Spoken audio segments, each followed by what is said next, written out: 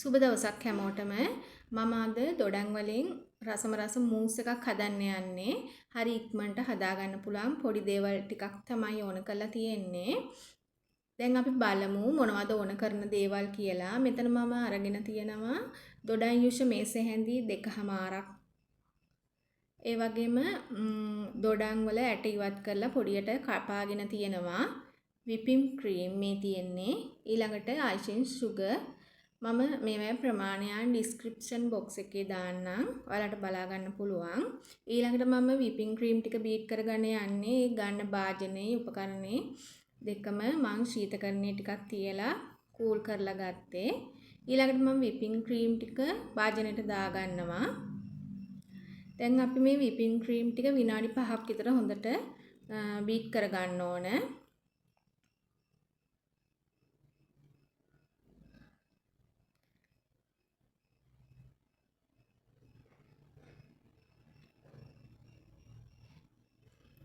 විනාඩි 5ක් විතර ගියාට පස්සේ මෙන්න මේ වගේ තමයි whipping cream ටික අපිට දැක ගන්න පුළුවන් වෙන්නේ.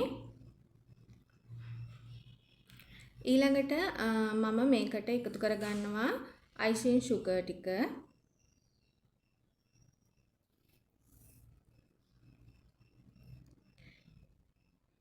ඒ ටිකත් හොඳට කලවම් බීට් කර ගන්න ඕන.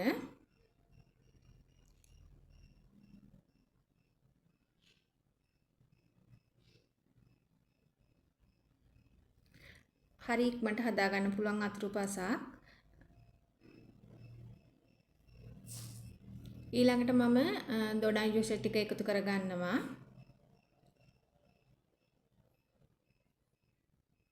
ටිකක් වැඩිපුර එකතු කරත් කමක් නැහැ. මොකද අපිට ලස්සන පාටක් වගේම රසකුත් එකෙන් එකතු කර ගන්න පුළුවන්. ඒකත් මම හොඳට බීට් කර ගන්නවා. ඊළඟට අපි කපාගත්තු දොඩම් කෑලි ටිකක් දාලා හොඳට බීට් කරගන්නයි තියෙන්නේ. මේ තියෙන්නේ ඔක්කොම දාලා බීට් කරගත්තට පස්සේ මිශ්‍රණය.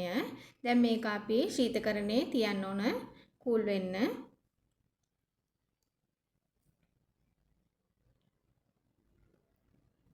මේ තියෙන්නේ පැයකට විතර පස්සේ අපේ දොඩම් මූස් එක අපිට කැමති භාජනයකට දාලා පිළිගන්වන්න පුළුවන්.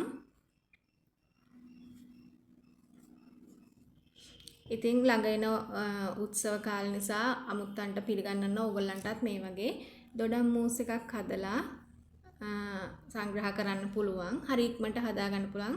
හරිම රසයි. ඊළඟට මම මේක තව ටිකක් සරස ගන්නවා මේ වගේ දොඩම් කෑලි ටිකක් තියලා මිංචි කොලයක් ගහලා. ඉතින් මම හිතනවා ඔයාලත් හදලා බලයි කියලා. බලලා හොඳ නම් ලයික් කරන්න, කමෙන්ට් කරන්න, ෂෙයා කරන්න. ඒ වගේම මගේ අලුත් වීඩියෝ බලන්න කැමති නම් මගේ channel එක subscribe කරන්න කියලා ආදරෙන් ඉල්ලා සිටිනවා. ස්තුතියි.